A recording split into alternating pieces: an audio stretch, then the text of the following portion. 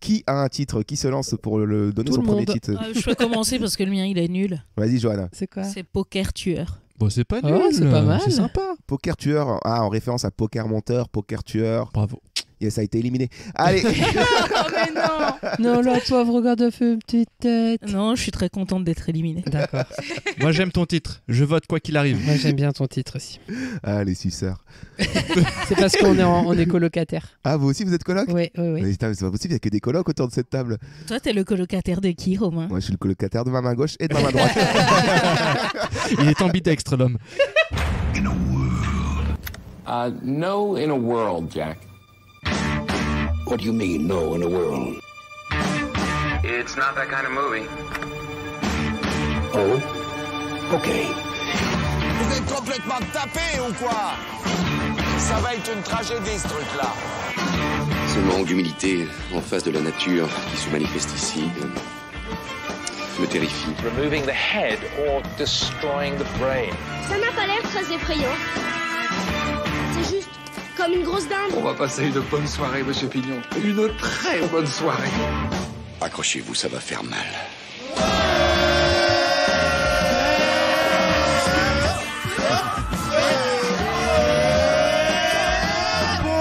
Bonjour à toutes et à toutes et bienvenue dans Feta BA, le podcast qui se fait des films à partir des bonnes annonces et ce... sans aucune objectivité. Aujourd'hui, ça y est, on y est, on l'attendait tous, des mois que l'émulsion se concentre dans les cinémas, sur les réseaux, dans nos cerveaux. Joker est là les amis, à quelques jours de nous, et c'est ça BA que nous allons nous déguster dans cet épisode. Alors, la mayonnaise va-t-elle prendre ou bien n'est-ce là que le résultat d'un bouillon trop calorique qui retombera comme un soufflé? Et pourquoi toute cette intro autour du champ lexical de la cuisine, me direz-vous? Ce à quoi je répondrai, eh bien parce que nous allons parler recettes dans cet épisode, nouvelle recette pour être précis, car aussi étonnant soit-il, pour la première fois, un film tiré de l'univers des super-héros a su combiner les bons ingrédients pour décrocher le Lion d'Or à la Mostra de Venise, et ça les gens, c'est l'équivalent ciné d'une étoile Michelin. Plus surprenant encore, l'heureux chef étoilé n'est autre que le réalisateur des Very Bad Trip, oui, Todd Phillips, qui a délaissé le rire pour la tragédie, exemple que nous n'allons pas suivre ici à Feta BA, car ici, nous n'avons pas fini de rire, et d'ailleurs, pour vous le prouver, laissez-moi vous présenter ma team qui, comme Joaquin Phoenix, s'est entraînée à trouver les rires les plus fous, des rires à en faire combler les murs d'Arkham, ambiance BDR, ambiance barre de rire.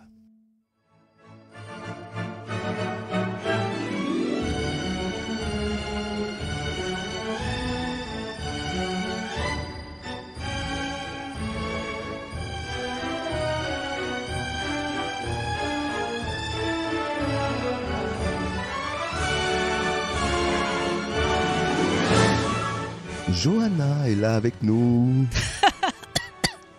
Putain, je vais pas passer l'hiver. Un petit rire.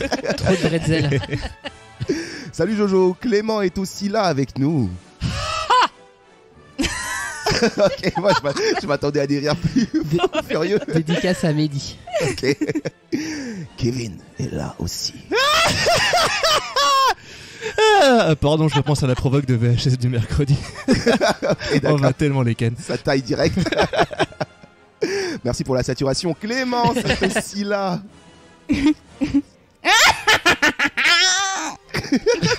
Ok. Là, on se rend compte que Joaquin, il a quand même Il travaillé. c'est dur. Il est acteur. Ouais. Ah, c'est pas simple de rigoler, hein. C'est pas simple. Allez, on passe au sommaire. Aujourd'hui, vous le savez déjà, côté BA, c'est Joker qu'on va s'enfiler comme un costard 3 pièces multicolore. On fera le plein d'infos tout en se faisant des films afin de comprendre comment ce Joker, pas encore sorti, est déjà un succès critique et artistique. Et de ce fait, on se demandera aussi si on ne tient pas là la nouvelle pierre angulaire d'un univers cinématographique d'ici. Puis, en deuxième partie d'émission, notre fameux match retour qui opposera la bande-annonce du film Atlantique à son produit final que nous avons vu. Alors, cette BA sur laquelle nous avions navigué dans notre précédent épisode a-t-elle su garder le cap de nos bonnes espérances? Ou bien n'était-ce finalement que la partie émergée d'une énorme douille? On vous dira tout. En attendant, là tout de suite, qu'est-ce qu'on se fait mes petits clowns psychopathes en herbe? La BA. La BA. On part semer le chaos à Gotham City. Allez, c'est parti. Et we go.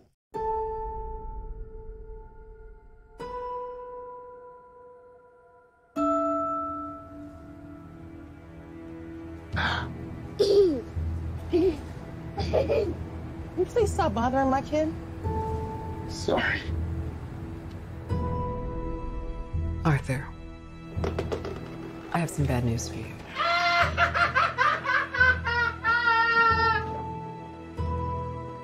This is the last time we'll be meeting. You don't listen, do you? You just ask the same questions every week. How's your job? Are you having any negative thoughts? All I have are negative thoughts. And finally, in a world where everyone thinks they can do my job, check out this guy. When I was a little boy and told people I was going to be a comedian, everyone laughed at me. Well, no one's laughing now. You can say that again, pal.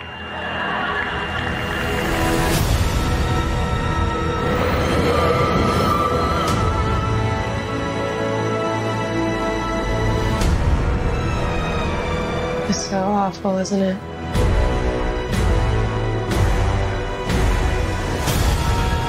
For my whole life, I didn't know if I even really existed. But I do. And people are starting to notice. You think this is funny? Is this a joke to you?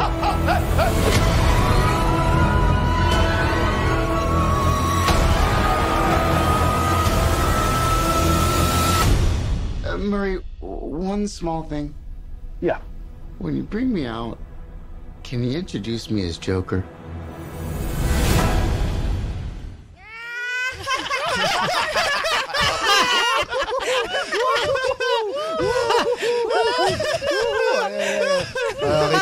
Qu'est-ce qu'on rigole? Arrêtez, c'est quand même très gênant.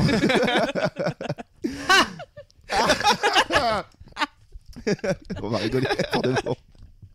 La BA de Joker de Todd Phillips. Todd Phillips, le papa des Very Bad Trip. Wow.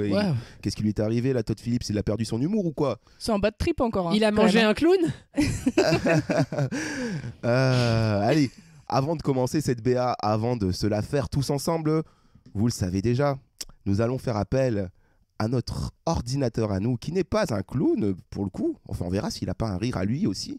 C'est El Calculator, notre ordinateur qui nous compte les plans de chaque BA afin de déterminer combien il y en a. Et oui, aussi. Mais afin de faire une moyenne pour voir si on n'a pas trop pris d'images dans la gueule pour le coup. El Calculator, c'est à toi. C'est moi, c'est moi. Bonjour les clowns. Salut El Calculator. Dans Joker, il y a 83 plans en 2 minutes 25, soit 0,5 plans par seconde. C'est beaucoup pour un jus de fruits. Ah ah ah ah ah. Oh merde. Ah ah. Diabolique. On dirait un Simon. Même son rythme, son rire, c'est un algorithme quoi. On dirait Motus. On dirait la mélodie dans Rencontre du troisième type. Peut-être que tu vas appeler les aliens. Et t'en penses quoi de cette BA, El Calculator? Ça n'a pas l'air très rigolo.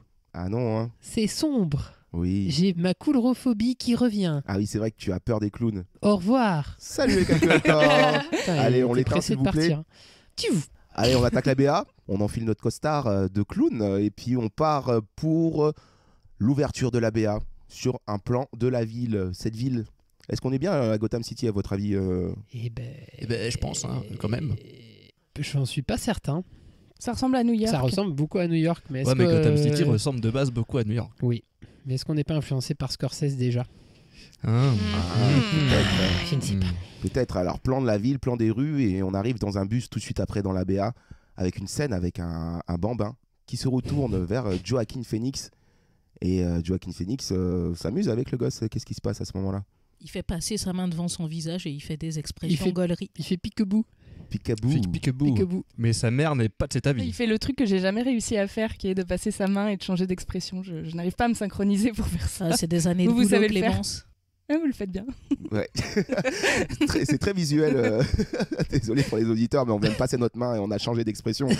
Et c'était vachement bien. Avec talent. Dommage que vous l'ayez pas vu. Clémence est très impressionné. Mais oui. Elle est en PLS. Donc ouais, cette scène qui nous montre tout de suite que il y a des choses pas très claires chez ce bonhomme parce que il fait coucou à un enfant. Bah oui, il veut juste faire rire un pauvre enfant. C'est la seule Ça scène t'est jamais innocente. arrivé de faire rigoler un enfant dans le métro ou quoi? Vous vous croisez du regard et puis moi je trouve que tu fais le teubé quoi. Comme disait Yves Duteil, prendre un enfant par la main. Oh merde. Ça t'es Jean-Luc Lahaye. Grande influence d'ailleurs pour ce film. Oh, et Luc Besson. Allez. Non, mais si je dis ça, je m'explique, c'est parce qu'au moment justement où sa mère est en mode, d'ailleurs elle est complètement conne parce qu'elle fait arrêtez de faire rire mon enfant. Arrêtez de l'embêter. Ouais, arrêtez de l'embêter. C'est bon, il le fait rire ton gosse. Tu lui souhaites quoi à ton gosse? Du malheur et de la tristesse toute sa vie? C'est ça. Dans un bus, il est convenable de faire la gueule et pas de rigoler. C'est surtout quand on est au fond tout est du dû au bus. contexte. Non, mais et après c'est sa réaction à lui parce qu'il se renferme déjà là. Il est un peu blessé par ses mots. Il est déjà rejeté quoi par les gens qui devraient faire rire normalement. Il fait un peu victime à ce moment-là. Ouais, ça a l'air d'être quelqu'un de sensible. Et on peut déjà peut-être déterminer une époque, parce que ce bus-là, c'est pas des bus modernes. Hein. C'est Renaissance, je crois, à peu près. Ouais, je crois que la meuf qui l'engueule, là, c'est Rosa Parks. Putain. Vous êtes à ma place. Je sais pas, années 70, 80 peut-être, avec les talk shows et tout, là. Puis ouais, 80 peut-être. L'époque des pantalons à pince. Ouais, je pense que c'est ça, années 80, en tout cas bien avant Batman, quoi. Ouais. Ah, tu veux dire avant que le personnage de Batman n'existe dans ce film? Ouais, je crois. Enfin, dans cet univers. J'empiète un peu sur la suite de l'ABA. D'ailleurs, on y va sur la suite de l'ABA. On a, en parlant de ce qui nous a inspiré notre introduction, une scène d'Arthur Fleck. Voilà, je lâche le nom. Hein. Arthur Fleck, c'est le nom de Joaquin Phoenix. C'est le pré-Joker, quoi, avant qu'il s'appelle Joker. Arthur Fleck qui reboutonne sa chemise dans un couloir, petit travelling arrière, et là, rire de fou furieux. Ouais. Mais les chemises, c'est marrant. C'est normal. On est sur un gros rire de psychopathe. Et d'ailleurs, je sais qu'il a travaillé ce rire pour le film et que ça n'a pas été simple pour lui. En fait, ça a demandé un peu de travail à Joaquin Phoenix et il l'a surtout pris très à cœur parce que de ce qu'on a pu lire comme anecdote autour du film, apparemment, il a carrément appelé Todd Phillips, il a demandé à venir chez lui pour s'entraîner à faire le rire devant lui, donc un truc un peu gênant où Todd Phillips était dans son canapé et le regardait et apparemment pendant un quart d'heure au moins, il essayait de rire et il n'y arrivait pas, il n'était pas content. Et puis Todd lui disait non mais t'inquiète Joaquin, ça va, tu vas l'avoir le rôle, hein, pas besoin, c'est pas grave si tu n'y arrives pas. Et en fait au bout d'un moment il a réussi à trouver, donc voilà, il a ce fameux rire qu'on voit dans la BA. Compulsif. Et comment il a réussi à trouver ce rire? En fait il a regardé des vidéos de gens qui ont des troubles neurologiques et qui sont victimes du syndrome du rire incontrôlable dans n'importe quel contexte. Ah, il a regardé Touche pas à mon poste. Ça taille. Il a regardé Vidéogag, il s'est inspiré des rires en fond, tu vois. Non, mais du coup, voilà. Et donc, tous ces rires, et notamment le rire de Joaquin, nous montrent à quel point nous sommes nuls, nous, dans nos rires. Absolument. Et ça me donne envie de vous faire écouter un peu des rires de Joker et de faire un petit jeu de à qui est ce rire. Oh, il y a un quiz. Jingle de jeu improvisé. Jingle. Prêt à tester votre culture pop? Un indice, un son. Qui sera le premier à deviner? Alors, je vous fais écouter un certain nombre de rires. Alors voilà, c'est les Jokers à travers. Ce sont des rires de Joker, ouais. toujours, et on en a un petit paquet. Et je ne les mets pas du tout dans un ordre chronologique ou quoi, donc à vous de retrouver qui est derrière ce rire. L'acteur quel Joker de quel film ou l'acteur ou le doubleur. C'est quoi le jeu? C'est qui rit? C'est notre nouveau jeu. Rire de Joker numéro 1. J'arrête le tout.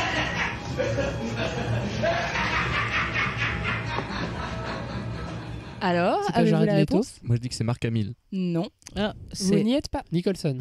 Oui.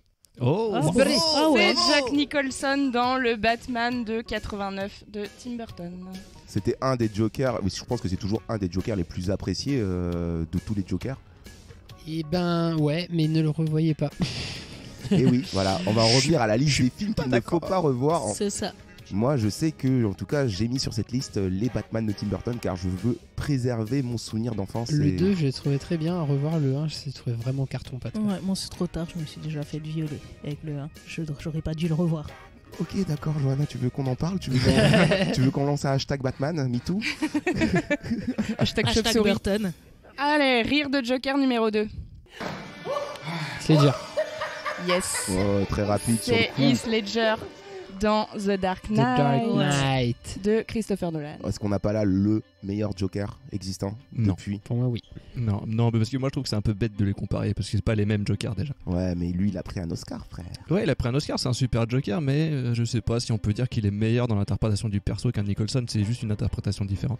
Ouais, pour moi, la différence principale, s'il fallait comparer, c'est qu'il y en a un qui a été mis dans un univers très réaliste et l'autre dans un univers très cartoon. Et au fait, là où il est bluffant Heath Ledger, c'est que tu as l'impression que c'est un psychopathe que tu pourrais croiser au coin de ta rue, tandis que celui de Nicholson, il y a une petite distance du fait de son côté cartoon. Je suis tout à fait d'accord avec toi. Rire de Joker numéro 3. César Romero. Dans les vieux Batman de 60. Je sais pas combien. Mais il est on fire. Oui, alors tu as dit le nom de l'acteur, je ne savais pas. Je crois que qu'il s'appelle comme ça, il me semble. C'est effectivement dans le Batman de 66. César Romero.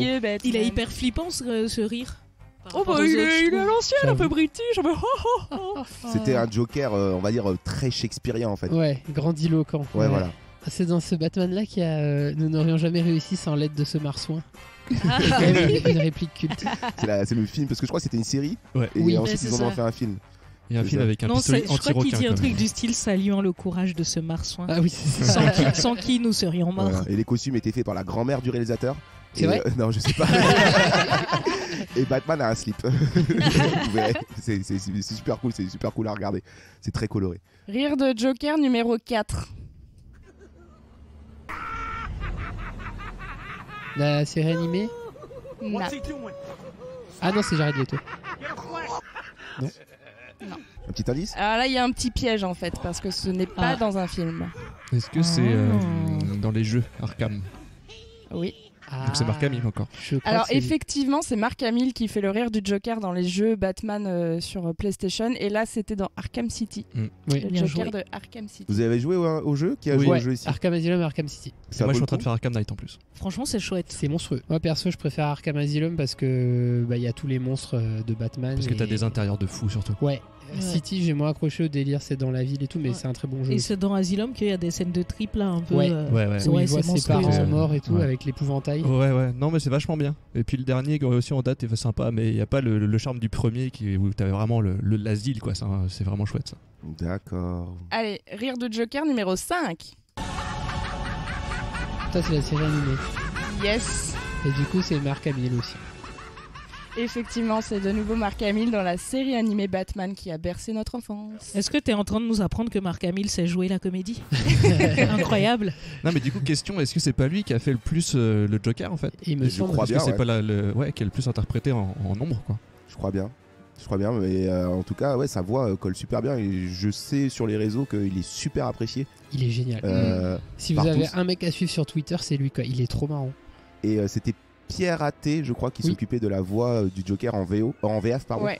Et d'ailleurs, cette série là, putain, elle était dark, elle était trop bien. Pour moi, ça sent les chocs à pic cette série, tu vois. C'est clair. On y reviendra peut-être dans notre sujet dark violence sur la BA, mais franchement, cette série pour des enfants, elle était dark et on nous faisait pas chier. Et qui a introduit le personnage d'Harley Quinn aussi. Oui, faut savoir. Allez, avant-dernier rire de Joker.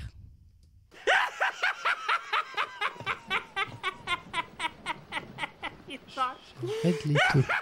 Non. Dame. Ah. Alors qui reste? C'est un film, c'est un film. Il y a qui qu'on n'a pas fait? Attends. On n'a pas fait. Si, on a fait Ledger tout à l'heure. Ouais. Ah bah c'est Joaquin Phoenix. Non. Ah, je vous ai niqué. Ah ouais. Ce n'est pas un Joker. C'est notre cher ami Chucky, la poupée dans le jeu d'enfant. J'en peux plus de bien joué. Ah bah c'est il aurait pu être un rire de Joker. C'est aussi Mark Hamill. Ah oui. Ah non, oui, c'est aussi. Je sais pas si c'est Mark Hamill sur l'ancien. Ah non, il a fait le nouveau. C'est le vieux Chucky. Ouais, c'est le vieux. C'est le premier. Chucky. J'en ai un dernier. C'est le rire de Bison dans Street Fighter. Bon, écoutons Jared Leto pour le plaisir. C'est la mer noire. Allez, on écoute Jared Leto puis on le démonte après. Allez.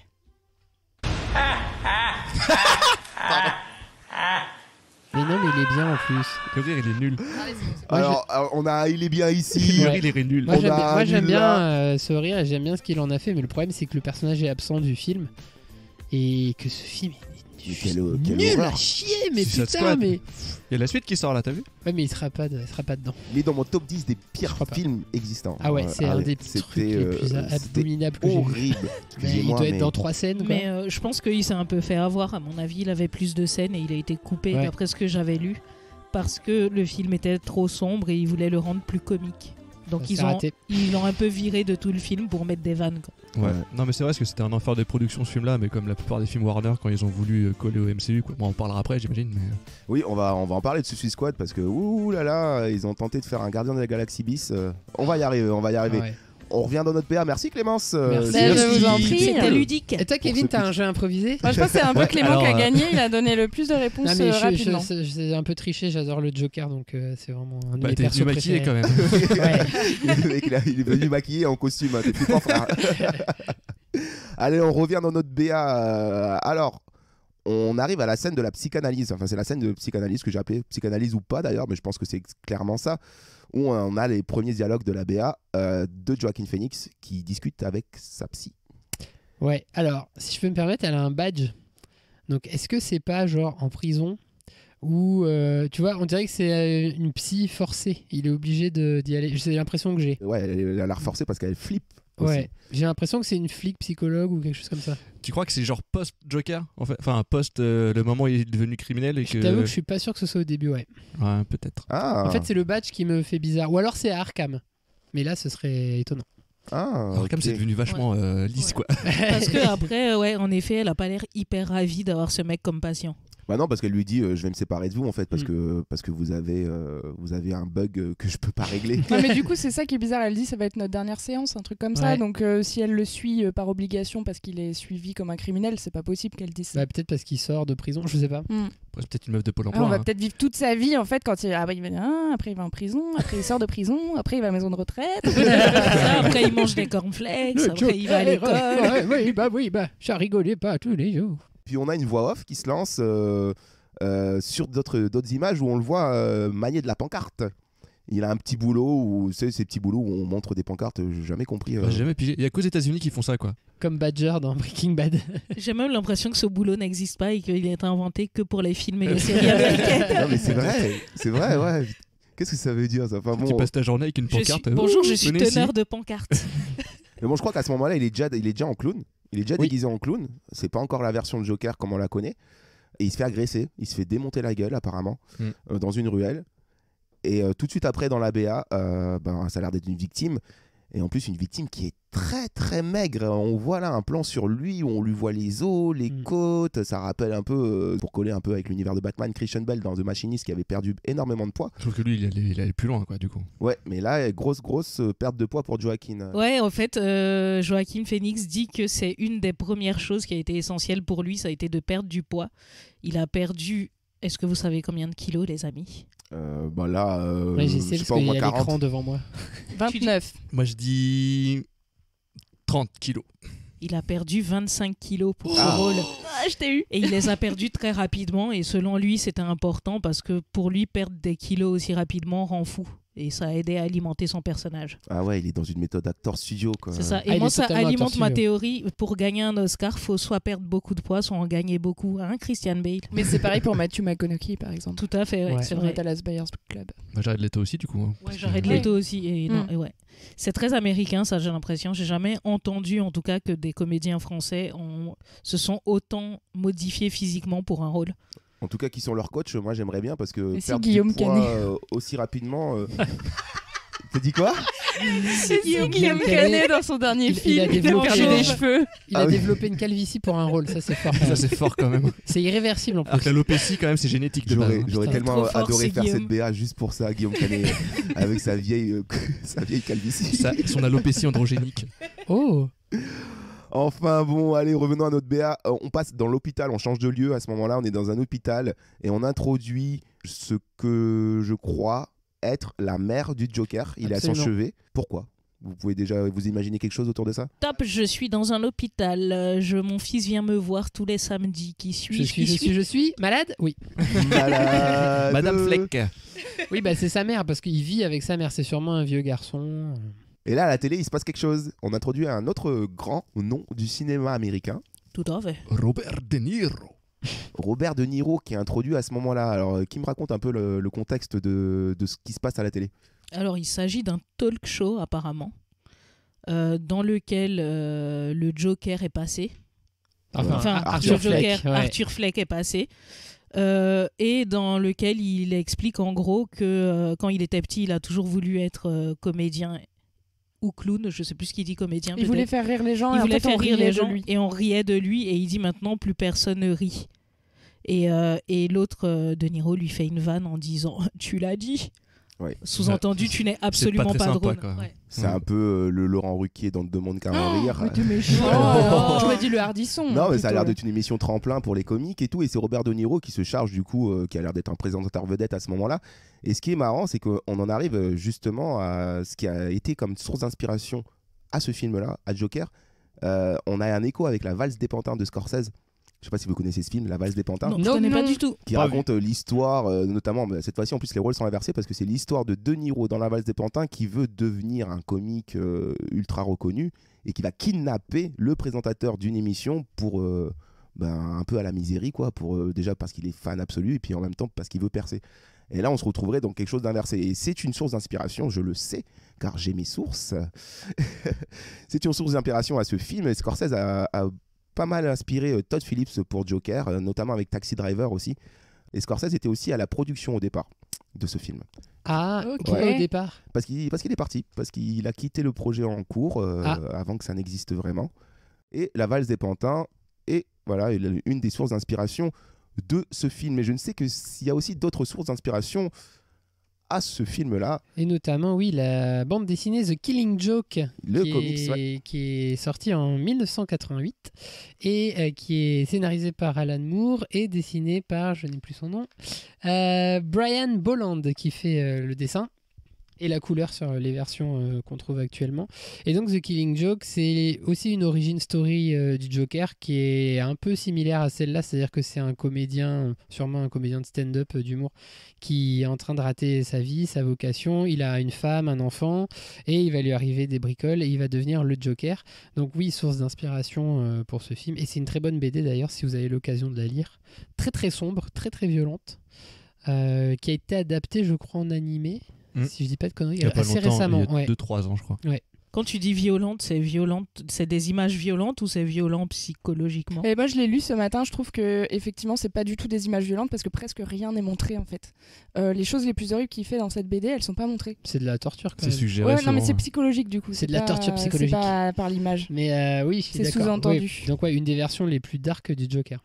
Par contre, c'est une source d'inspiration, mais Todd Phillips et Joaquin Phoenix ont bien dit qu'ils n'adaptaient pas ce comics-là, qu'ils n'adaptaient aucun comics où il y aurait le Joker, et que justement ça allait certainement perturber les fans, mais que pour eux le plus important c'était surtout de montrer comment pouvait naître un serial killer, un mec fou qui deviendrait un tueur. Quoi. Et qu'ils avaient pioché un peu dans plein de versions du personnage. Ouais. On passe à la pancarte numéro 1 du film qui annonce la date tout simplement de sortie le 9 octobre. Vous avez un commentaire sur ça? Je crois que ça avait quand même un impact sur le scénario, quoi. Le 9 octobre, il arrive. C'est écrit en énorme, hein, tu peux pas le louper, quoi. Et ensuite, là, la BA se lance parce que la musique qu'on avait un peu mononote au départ, qui était ting, ting, ting, des trucs comme ça, là elle se lance et on commence à partir dans une musique qui va beaucoup plus traduire peut-être l'image du Joker. Et on rentre dans la ville, on a le métro et on a un plan sur un masque d'un clown jeté à la poubelle. Un plan qui rappelle un peu celui de Dark Knight. Ouais. Ouais. Parce que quand il pose son masque après le braquage. Dans Dark Knight, il a des sbires avec lui qui sont avec des masques de clown. Et ça rappelle un peu ces masques, même si là le plastique a l'air différent. Enfin, bon.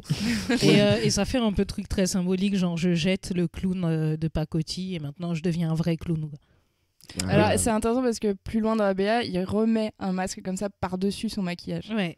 Mais par contre, ce qui est intéressant aussi, c'est que d'autres gens ont ces masques et que moi, j'ai pas l'impression que c'est des sbires comme dans The Dark Knight. J'ai l'impression que c'est plus les gens de tout le monde dans la rue et que c'est plutôt genre une société qui est en train de partir en couille. Il y a des émeutes et tout, et c'est une manière de symboliser que les gens sont tous des clowns. D'ailleurs, lui, il dit je sais enfin que j'existe, et ça laisse un peu penser que voilà, il trouve sa place dans une société qui est complètement folle et qui y a sa place. Et t'as d'ailleurs une pancarte où il y a marqué on est tous des clowns. Oui, alors en français. question sur ça, oui. Est-ce que ça a été localisé pour la bande-annonce française française ou est-ce que c'est vraiment écrit en français dans le film et si oui, pourquoi? Bonne question. Moi, je crois que c'est même dans les films, des fois, les textes, tu vois, dans les vieux Harry Potter, par exemple, quand tu as les journaux, c'est surimprimé en français, donc je pense que là, c'est pour nous. Ouais, Dans c'est les Pixar alors. aussi.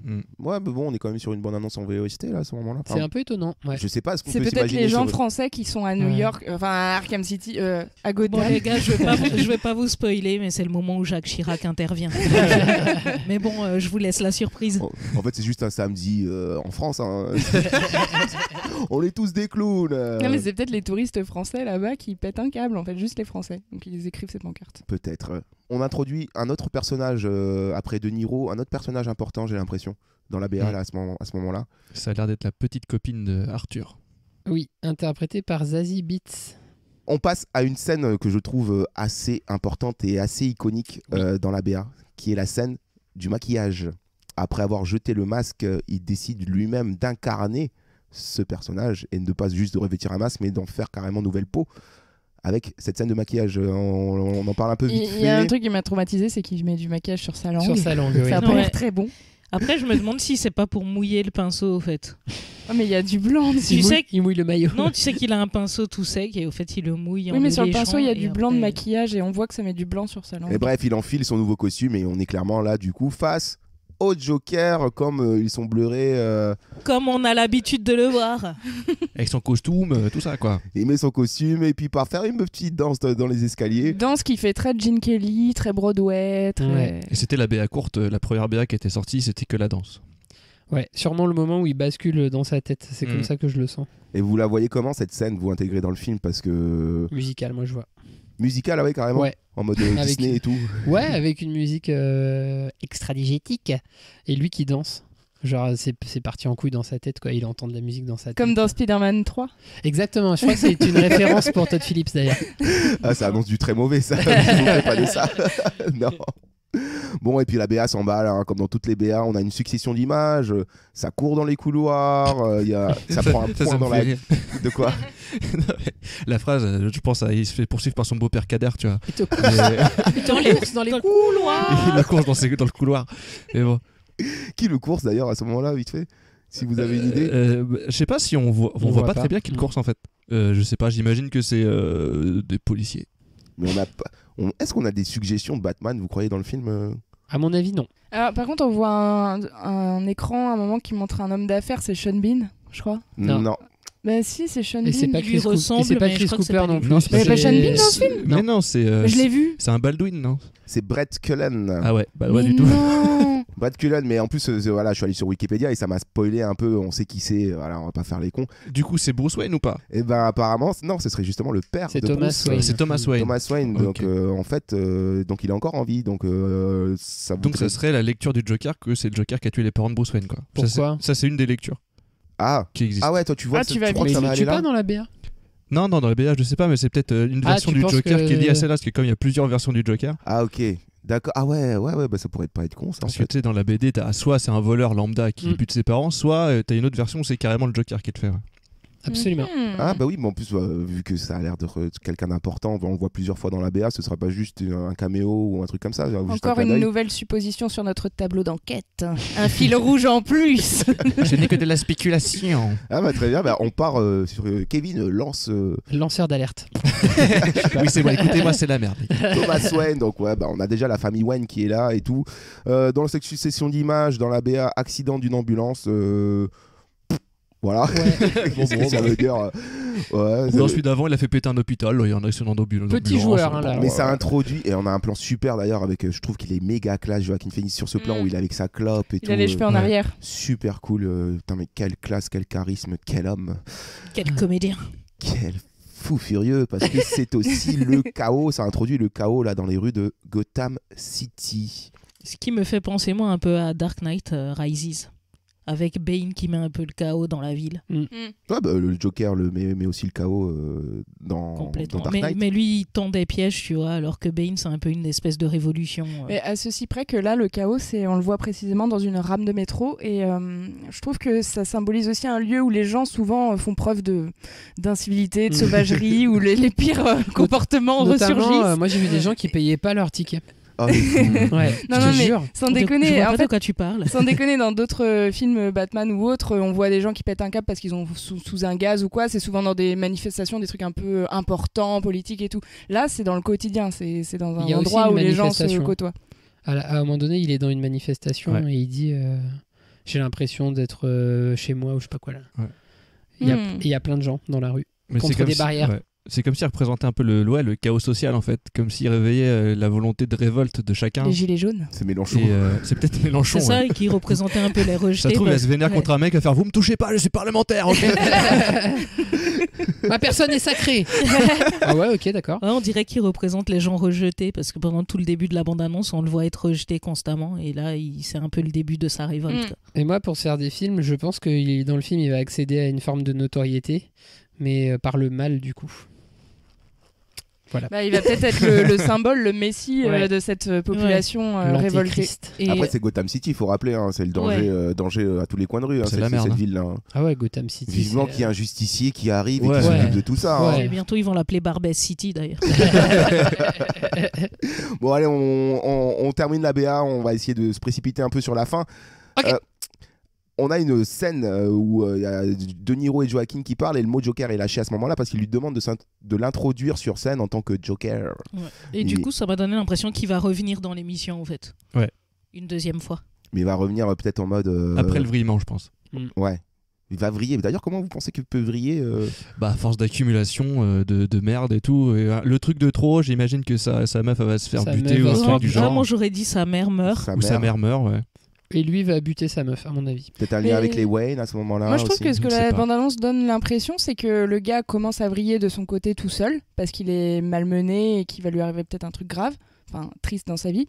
Et après, je trouve que vraiment, ça montre le contexte autour, comme si d'un seul coup, c'était le contexte qui était propice à ce qu'il s'exprime, et que finalement, lui qui a vrillé de son côté, il va retrouver en fait parmi les autres gens aussi un écho et une manière de se faire valoir. Après, ce que je trouve intéressant, c'est que certes il vrille, mais t'as l'impression qu'il est plus heureux en ayant vrillé qu'avant. C'est ça qui est dérangeant. C'est comme s'il avait atteint le bonheur justement en devenant fou, quoi. Ouais, c'est ça qui est dérangeant comme tu dis. Et c'est certainement ça qui dérange en fait quand on parle de la violence de ce film. Je me demande, j'ai pas encore vu, mais je me demande s'il y a pas un truc derrière qui dérange purement politiquement, de montrer que peut-être ça pourrait être bien en fait de faire n'importe quoi et d'être un peu dans l'anarchie. Ouais.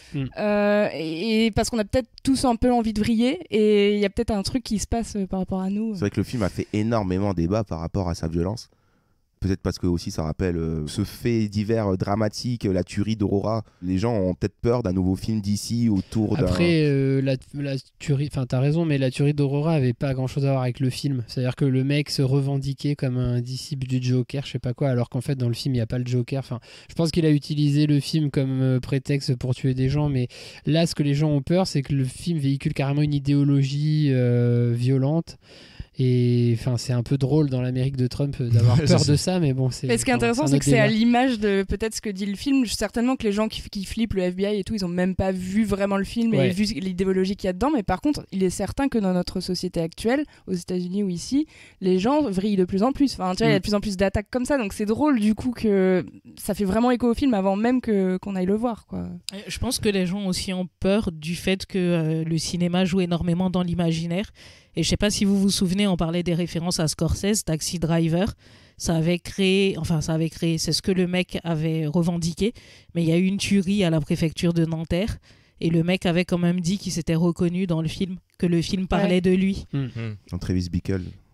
Ouais. C'est vrai que Taxi Driver, c'est peut-être pour ça, toutes ces références et toutes ces inspirations font peur avec ce film-là, Joker. Parce qu'il y en a notamment une, et en plus ça me permet de rebondir sur un plan de la BA où on voit le Joker déguisé en médecin qui est dans un hôpital, donc il est déguisé en clown, vous savez ces clowns qu'on peut voir dans les hôpitaux pour censé nous faire sourire un peu les enfants, faire rigoler les enfants. Et ça rappelle une certaine personne, n'est-ce pas Kevin? Oui, bah c'est un mec super sympa qui s'appelle John Wayne Gacy, un mec super sympa. Il était directeur d'un KFC, il faisait des petits happenings dans les hôpitaux déguisés en clown pour amuser les enfants, et puis il a notamment tué 33 personnes. Bon.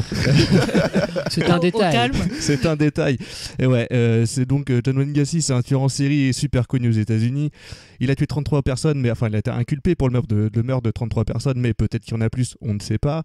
Il avait l'habitude donc de se déguiser en clown pour amuser les enfants. Il a tué certaines de ses victimes âgées de 15 à 22 ans, que des jeunes hommes, parfois habillé en clown également, donc il avait eu le surnom de clown tueur.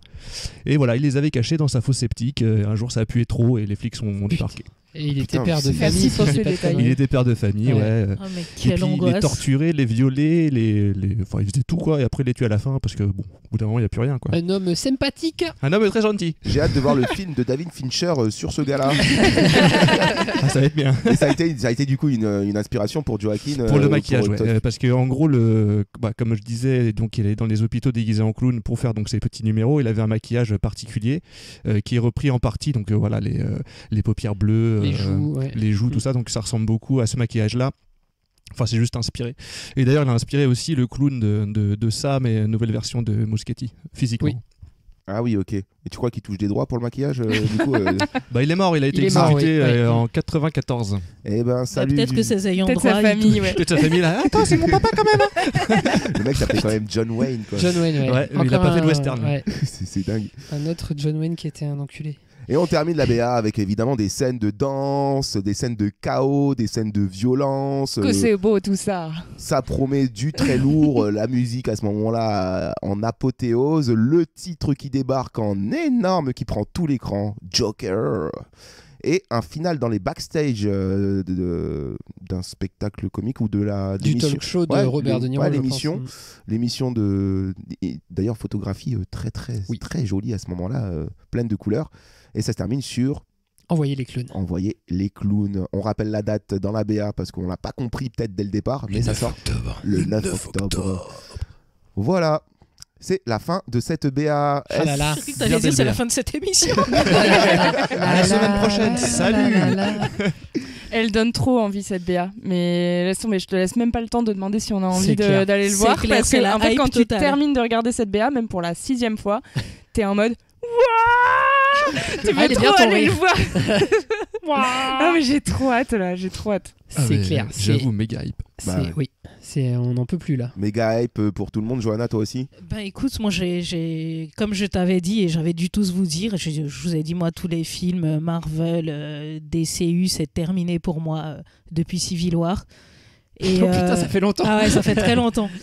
Et ça, j'ai vu que c'était Joaquin Phoenix, ça m'avait déjà hypé juste pour sa performance. Je me suis dit, même si le film est nul, lui, il sera chambé. Et là, de voir les bandes annonces depuis que la première est sortie, mais je suis tellement hypé, mon frère. Ouais. Donc ça va peut-être te réconcilier avec le film de super-héros, et ce qui me permet de faire une transition sur notre thème de cet épisode, qui justement va déterminer si on n'a pas là le bon modèle pour putain de bien adapter les héros d'ici au cinéma. Parce que je sais pas si vous êtes d'accord avec moi. Oui. Mais... Non. Ah, Clémence, non, mais bon, en règle générale, on est sur une entreprise, on est sur la Warner Bros qui essaye d'adapter ces héros d'ici, qui pourtant sont très dark, qui est une mythologie qui est très dark, très sombre, alors qu'ils essayent de se calquer sur le modèle Marvel Studios. Ce qui, pour moi, n'est pas du tout la bonne marche à suivre. Juste avant que vous alliez dans le sens de Romain, je veux juste préciser pourquoi je dis non. C'est parce que je suis d'accord qu'il y a eu des gros ratés du côté d'ici. Par contre, je suis pas d'accord pour dire que ça n'a jamais été bien adapté, les héros d'ici.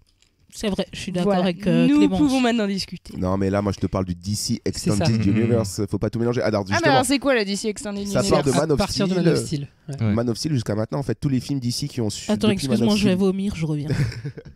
Ça commence déjà. Kevin, oui. Alors là-dessus, moi clairement à ta question je dis non parce que je crois et je pense que peut-être que Warner a eu une illumination et ils sont d'un coup intelligents. C'est que je crois que le Joker ça fait pas du tout partie du DCEU et je pense que The Batman de McFarlane c'est McFarlane hein Matt Reeves, putain McFarlane, pourquoi je dis ça de Matt Reeves, pardon. Et qui sortira donc dans 2 ans je crois, sera pas du tout dans le DCEU parce que je pense qu'ils vont abandonner totalement cette idée de DCEU. Je suis d'accord. Et je crois que c'est une bonne idée parce que clairement quand ils ont essayé de marcher sur les plates-bandes de Marvel, ils l'ont fait de manière trop brouillonne, ils ont eu trop se précipiter et du coup ça a fait des films qui étaient banco. Oui. Bingo. Tu veux du banco? Twingo. Voilà. Bon, moi j'aime bien Batman v Superman, mais c'est notre question. Mais voilà, bon, après là, c'est ce qui est venu après, c'était quand même plutôt de la bousasse. Et je crois que là, ils vont revenir à des stand-alone. Donc vraiment un film Batman, un film Joker. Je crois même pas que Batman rencontrera le Joker de Joaquin Phoenix un jour. Je crois vraiment qu'ils sont décidés à faire des. Que Dieu t'entende. Ils sont décidés à faire des films stand-alone. Alors, Todd Phillips, qu'est-ce qu'il a dit? Il a dit que effectivement, il était content que Warner et DC aillent dans cette direction. Je pense que c'est lui qui a proposé l'idée de ce film, pour être très honnête. Je pense que c'est très personnel comme film. Et il avait l'air ravi que justement ça ne s'inscrive pas dans la continuité du DC Universe. Donc on rappelle, ça a commencé avec Man of Steel, ensuite Batman v Superman, ensuite Justice League, Aquaman, etc.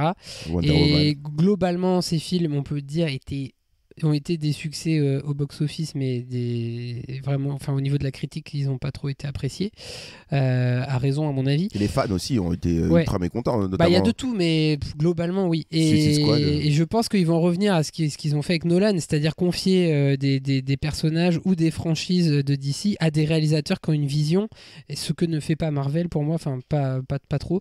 Et ce sera du coup leur manière de se distinguer de Marvel, et c'est à mon avis comme ça qu'ils vont retrouver et le succès critique et le succès public, et ça va commencer avec Joker, et donc le succès public de ce film va à mon avis engendrer ou pas d'autres films du genre. Et comme tu disais, je pense que Batman ne sera pas dans la continuité de ce qu'il y a eu avec Ben Affleck et tout. Par contre, je pense qu'il y aura plusieurs films avec ce Batman là, avec comment il s'appelle, Robert Pattinson, et que du coup il y aura un univers d'ici plus dark et plus auteur que Marvel. Ce qui n'est pas forcément une mauvaise idée, parce qu'on, juste pour rappeler, la trilogie de Nolan et sur Batman est peut-être les meilleures adaptations Batman jusqu'à présent au cinéma, n'est pas du tout relié à l'univers d'ici.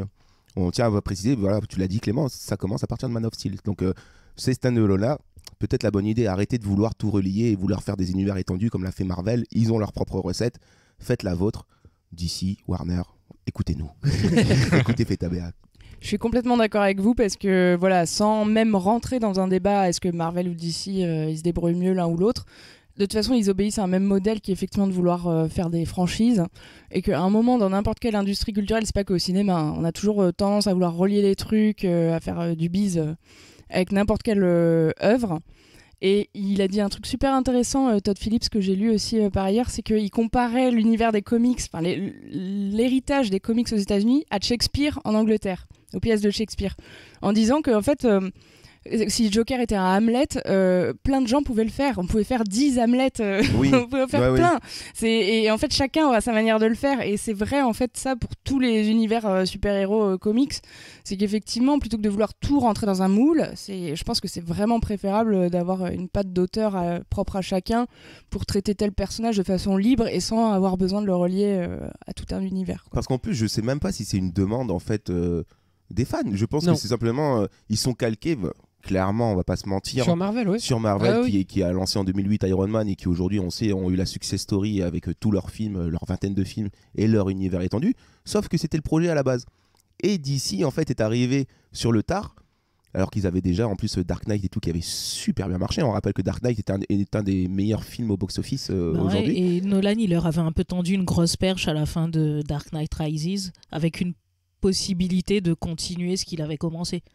Oui, mais ils ont préféré ensuite se calquer justement sur ce modèle-là. Nolan est les co-scénaristes de pas mal de films du DCU. Producteur, ouais. Malheureusement. Co-scénariste de Man of Steel, co-scénariste de Batman v Superman aussi. Et moi je pense que c'est là qu'ils sont justement emmêlés les pinceaux. C'est que il fallait laisser à Marvel Studios leur recette et vous créer la vôtre. Parce qu'en plus, ce qui est dommage, c'est que ça dénature totalement les personnages d'ici, qui sont vraiment pour moi beaucoup plus sombres, beaucoup plus sérieux que les personnages Marvel. Je suis d'accord avec toi, mais je suis d'accord qu'en fait ils se sont vautrés à partir du moment où ils ont voulu injecter de l'humour, comme Marvel le faisait avec ses héros. Par contre, du coup, j'inclus pas là-dedans jusqu'à Batman v Superman, et c'est sur ça qu'on n'est pas d'accord entre nous, entre potes. C'est que pour moi, Man of Steel et Batman v Superman ne faisaient pas encore cette erreur, clairement. Les films de Zack Snyder ne faisaient pas cette erreur. Et j'ai eu un truc intéressant qui disait qu'en fait, ils étaient juste arrivés au mauvais moment, cette confrontation Superman-Batman, un peu intimiste et tout, alors que tout le monde était prêt juste à voir des histoires de super-héros drôles et fun, et qu'à ce moment-là, ça avait été très mal reçu parce que ça faisait un peu dépressif. Et que là où Nolan était réaliste, il n'était pas dépressif. Clairement, Batman v Superman, je pense, a été malheureusement gâché par ça. Il n'était pas au bon moment, mais je pense que c'est un super film. Voilà, juste pour le dire, je pense que c'était très bien écrit et c'était très bien incarné. Moi, j'avais beaucoup aimé Man of Steel, mais c'est pas passé Batman Superman. Ouais, pareil. C'est un autre Moi, je pense débat, que c'est pas tellement une question de vouloir pomper Marvel ou quoi. C'est juste que je trouve que le merveilleux, ça ne va pas à DC. C'est-à-dire que tout l'aspect super pouvoir, cosmique, magie et tout, je trouve que ça colle pas. Peut-être qu'en BD ça marche, des personnages comme Green Lantern ou qui ont des pouvoirs en fait. Et je trouve que dès que DC revient au côté réaliste, sombre et tout, en fait c'est ça qui marche et c'est ce qui fait dans Joker. Ils ont complètement abandonné tout l'aspect de l'univers de Batman qui peut être un peu surnaturel pour revenir à du réalisme. Et je pense que c'est ça qui les distingue, en tout cas au cinéma. Après, ça peut marcher en BD, mais t'es pas obligé de l'adapter, quoi. Moi, je crois surtout qu'il y a un truc qu'ils n'ont pas fait et qui, pour moi, est fondamental dans la différence entre Marvel et DC sur papier de base, et que Snyder a essayé un petit peu de faire avec Man of Steel et Batman v Superman, c'est le côté mythologique. C'est que Marvel, tu vas avoir des héros qui vont être plus proches des gens en fait. Ça va être des héros qui ils vont avoir des pouvoirs, mais pas des pouvoirs extraordinaires, vont avoir des faiblesses assez faciles à discerner, ils vont être plus proches du peuple, hein, ça va être plus simple. Et alors que du côté d'ici, la plupart des héros principaux, Batman, Wonder Woman, Superman, sont liés presque directement à des dieux grecs en fait. Dieux, ouais. Ils sont archétypaux. Est-ce que ça marche ça à l'image? Je pense que ça peut marcher si tu décides de les présenter tels quels. Et je crois que. Ouais, mais Wonder Woman, il y avait cette volonté-là de la déifier. Mais c'était entre deux chaises, c'était Wonder vraiment Woman, raté. C'était raté, clairement. Mais par contre, dans Batman v Superman, il le faisait de manière archétypale. Moi, je trouvais ça réussi et intéressant. Mais ils vont pas jusqu'au bout, justement. Moi, ce qui m'avait dérangé dans Batman v Superman, c'est qu'on pensait justement partir sur cette idée-là que. Quelle est la place de Superman aujourd'hui? Est-ce un dieu? Est-ce juste un super-héros? Est-ce un justicier? Est-ce quelqu'un qui ne devrait pas en fait être là?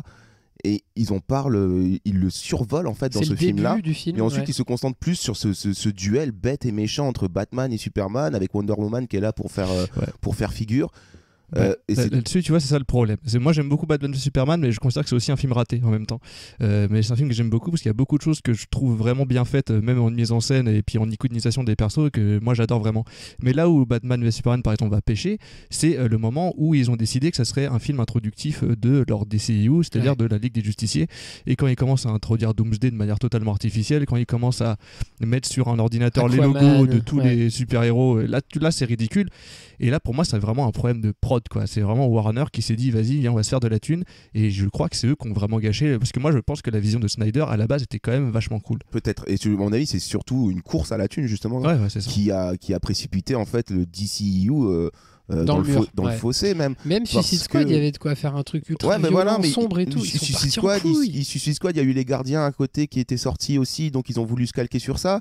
Ils ont voulu vite précipiter leur Avengers à eux en sortant de Justice League, qui en fait n'est que bouillie, qui est une catastrophe, dégueulasse, qui est une catastrophe que je refuse de voir, hein, parce que j'ai aussi une liste des films à ne jamais voir. Alors moi, si vous aimez les nanars, moi je vous conseille de le regarder, mais en ayant conscience que c'est le nanar peut-être le plus cher de l'histoire du cinéma. Et ça a détruit en fait. C'est vraiment génial, quoi. Ça a détruit tout ce qu'ils avaient voulu entreprendre, parce que là où Marvel justement avait mis 10 ans avant d'arriver à Infinity War, et ils avaient surtout pris le temps de présenter avec des films solo chacun des personnages qui justement seraient utilisés dans leur gros film réunion. Là ils ont tout précipité, ils ont pas pris leur temps, et du coup on se retrouve avec des trucs comme ça et une mythologie en fait qui est là et qui devrait avoir une meilleure place au cinéma. Par contre, je pense que c'est de la poudre aux yeux le fait qu'ils aient fait un film pour chaque héros Marvel, parce qu'en vérité, dans tous les films consacrés à chaque héros Marvel, il y en a énormément qui se ressemblent et qui utilisent les mêmes schémas, et au fond, si tu analyses vraiment le truc, ils se ressemblent ces héros, alors que dans les comics certainement pas.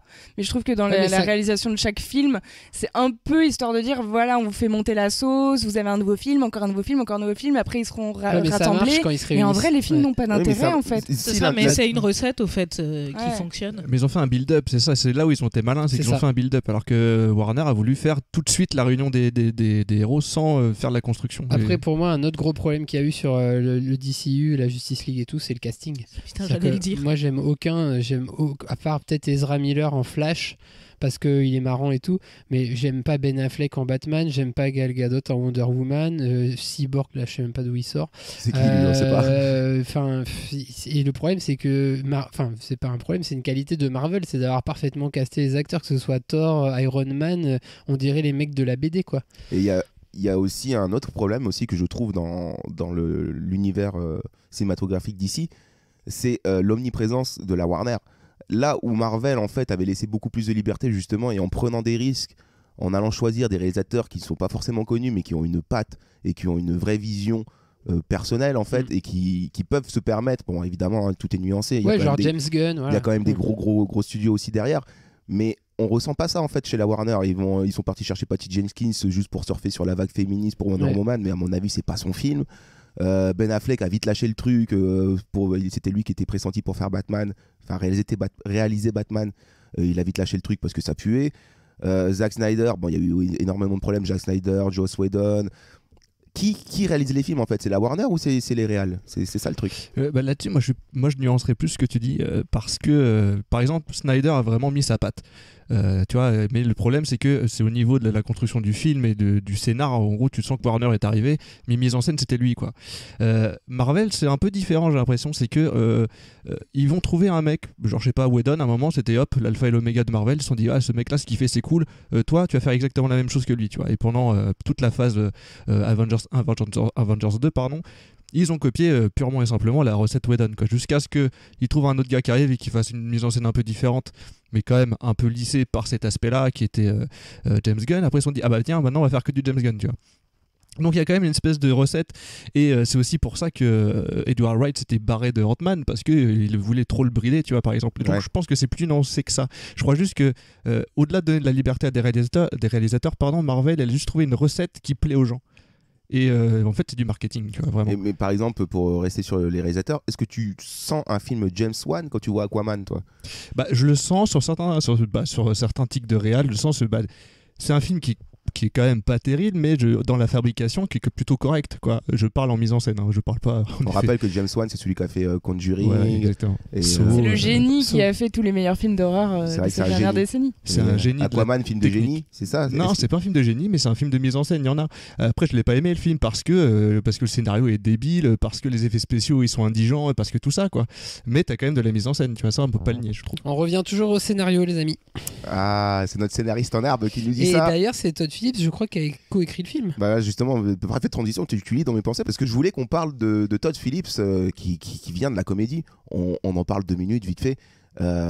C'est un réalisateur qu'on n'attendait pas là. Enfin moi je sais que j'ai été extrêmement surpris à l'annonce de ce projet par Todd Phillips. Je me rappelle, j'avais même été chercher sur alors que je le savais, hein, je suis parti chercher sur internet, je fais Todd Phillips, c'est bien le gars de Very Bad Trip.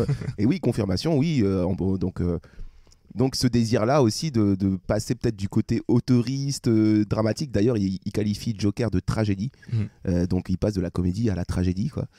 Ça n'empêche, c'est un truc qu'on peut pas enlever au studio, c'est qu'ils sont capables de te prendre un mec qui a fait des clips ou qui a fait un sketch sur la 2 il y a 10 ans et de lui dire bah tu vas faire le prochain Alien par exemple, et des fois ils ont le nez creux parce que ça fonctionne quoi. Et Nolan c'était ça à l'époque de Begins. Heureusement quand même, parce que c'est vrai qu'on crache souvent beaucoup sur les producteurs, mais mine de rien un producteur c'est son métier effectivement d'aller chercher des gens, des talents et de leur proposer des projets ou d'accepter leurs projets. T'as raison de le dire Johanna, je trouve c'est important effectivement, ça fait quand même partie de leur travail. Ça fait sens. Ouais. Mais après moi je trouve ça trop malin d'avoir pris Todd Phillips. Je sais pas, moi je trouve ça super intéressant qu'un réalisateur de comédie réalise un film dont je sais plus si c'est dans cette BA là, mais dans une BA précédente où t'as le Joker qui dit avant je croyais que ma vie était une tragédie, en fait c'est une comédie. Ils ont pris un ancien réalisateur de comédie pour réaliser ça. Je trouve ça trop intelligent en fait, c'est super malin de faire ça. Et qui a l'air de s'être battu en plus pour garder vraiment son idée, le contrôle, parce qu'on sait que Warner c'est vraiment une grosse machine. Bah ouais. C'est ce que je te dis, je pense qu'il est arrivé avec le projet lui et qu'il est allé voir le studio et ça change tout. Mais peut-être que la Warner retournera sa veste vu le succès du film. C'est une pause générique. C'est quand même, Ben Affleck, coucou. C'est quand même, je le rappelle encore, mais c'est quand même un film qui a pris la Mostra de Venise, quoi. C'est un truc de dingue. Et pour nourrir le SDA, j'ai lu des critiques qui parlent d'une fin absolument mémorable dans l'histoire du cinéma. Wow. Donc on va voir ça. Le SDA, le syndrome de l'attente, ce qui vous fait vous impatienter et peut-être qui peut venir nuire à votre avis direct sur le film. C'est clair que cette fin avec Jacques Chirac c'était inattendu. On lui rend hommage. Salut Jaco. La dernière fois qu'on a vécu ça c'était peut-être sur Parasite. Oui. Hein mais c'était le SDA qui avait été nourri par la promotion des affiches aussi à ce moment-là et de certains critiques, alors que là on a quand même énormément d'avis dithyrambiques sur Twitter, sur Facebook, tout le monde est d'accord que ce film-là, ceux qui l'ont vu, ceux qui ont eu la chance de le voir soit à la Mostra, soit là aux premières avant-premières qu'il y a eu cette semaine. Et très dérangeant, tout le monde le dit aussi. C'est dingue. D'habitude, il y a toujours un ou deux qui sont là en train de dire c'est pas top. Là, j'en ai vu aucun. Donc ça fait très peur. Mais en tout cas, là, pour le moment, on va passer à la rubrique Fais ton titre qui va nous permettre, avec le débat qu'on vient d'avoir, avec notre déconstruction de la BA ensemble, qui va nous permettre de donner un nouveau titre à ce film-là. Je lance la rubrique Fais ton titre tout de suite. Fais ton titre, fais ton titre, fais ton titre, fais ton titre, fais ton titre. Alors, est-ce que vous avez travaillé cette semaine? Est-ce que vous avez trouvé des titres? Non. Oui. J'ai pas travaillé. Des titres pour Joker de Todd Phillips. Moi, j'en ai 3. Allez. Alors, j'ai des trucs poétiques et des trucs drôles. Je sais que t'as bien caché. Comme toujours. Comme la semaine dernière. J'ai Valet de cœur. Oh. Parce que c'est une carte. Oui. Non, mais n'explique C'est pas. romantique ça. Bah, Par Joker, contre, c'est une carte n'explique aussi. pas. Hein. J'ai Rictus Circus. Oh. Intéressant. La rime. Pas mal. Pas mal. Et j'ai une petite référence pour toi, Romain. Dingue dingue dans ma tête. Oh, joli. moi T'as aussi, j'ai gagné, une tu joues sur les référence. sentiments. Moi aussi j'ai une référence. Voilà, mais c'est ça ça. PNL Forever. Bah, je donne mes 2 titres, mais je donnerai ma référence en deuxième. Donc ma première idée était un peu débile, mais j'aime bien. C'est pantalon à pince sans rire. On dirait une blague de Clément. Je suis Pantalon fière à d'elle. pince. Non, c'est bien, c'est bien pantalon à pince sans rire. Ça remet le contexte. En même temps, il y a du jeu de mots. En même temps, on est sur de la créativité. Il y a du Merci, stylisme merci. et tout. Mais c'est un peu long sur une affiche quand même. Franchement, hein. c'est du piment d'Espelette. T'en as pas un autre plus court? Si, référence aussi musique, c'est Je pète les plombs. Oh, je c'est pète pas mal les ça. plombs. Putain, je pète les plombs. Ouais. Putain, je pète les plombs avec Joaquin Phoenix. Et ben moi, j'ai 2 titres. J'ai 2 titres. Ouais, j'en donne pas souvent, mais j'en ai 2 là. C'est quoi tes titres? Alors, mon premier titre pour faire référence à son réalisateur, ce serait, vu les critiques dithyrambiques, ce serait Very Good Trip. Ouais. Voilà. Pas mal. Ok, ça c'est pas super. Dites-le. Hein. Moi Dites-le. j'acquiesce. Et mon deuxième titre, par rapport à l'attente qu'on a autour du film, j'appellerais ça tout simplement SDA, le film. Ah.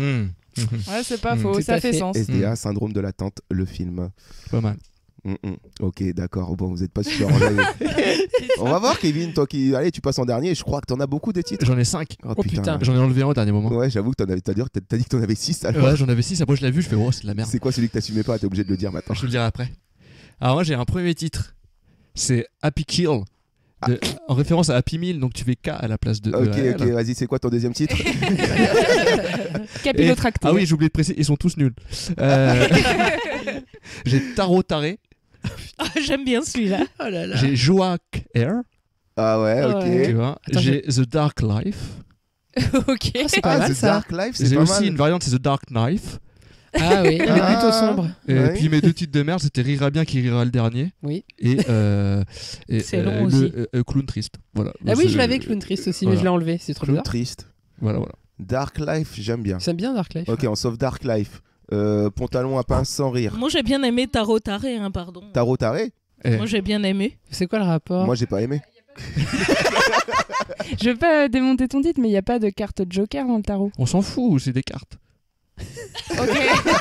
Comment t'aurais pu appeler ça Google Joker? Pelote basse. C'est belote. Je sais pas. Bataille. Et Rictus Circus de Clément, c'était cool. Ok, vrai que c'est bien, allez, Rictus on choisit Circus. entre ces trois là. Dark Life, pantalon à pince sans rire. Trop long, je trouve. Trop Mais long. c'est bien Circus. T'as dit quoi déjà? Rictus Circus. Rictus Circus, Ça fait un j'aime peu bien Harry aussi, hein. Potter. Rictus Empra. Ah, c'est difficile. Là, on est devant des titres de qualité. Et je dis pas ça parce que je suis dedans. Moi, je suis pas trop hypé par les titres qu'on a donnés. Voilà, je le dis. J'ai balancé ça comme ça. Voilà. Très bien, on s'en bat les couilles de ton avis. Non, je rigole. The Dark Life, c'est le titre qu'on a Ouais, choisi. The Dark Life. Ouais, on va partir sur The Dark Life. J'ai gagné. Ouais, t'as gagné. Ouais. Je suis content. Ouais, Avec ouais. la catchphrase, je sais pas quoi. Et ben la catchphrase, enfilez votre pantalon à pince sans rire. Joachim renaît de ses cendres. Oh, parce que Phoenix. Ah oui. Mais alors du coup, en quoi, en catchphrase? Oh, mais il a putain. jamais été Non, tu le mets juste en nom d'acteur. Ou alors tu fais comme si c'était une critique d'un média, Ouais. entre guillemets, Joaquin renaît de ses cendres. Tu fais ça, c'est le Figaro. Le Monde.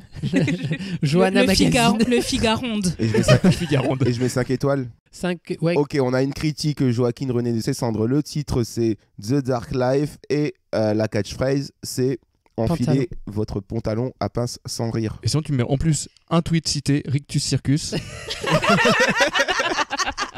Hashtag Rictus Circus.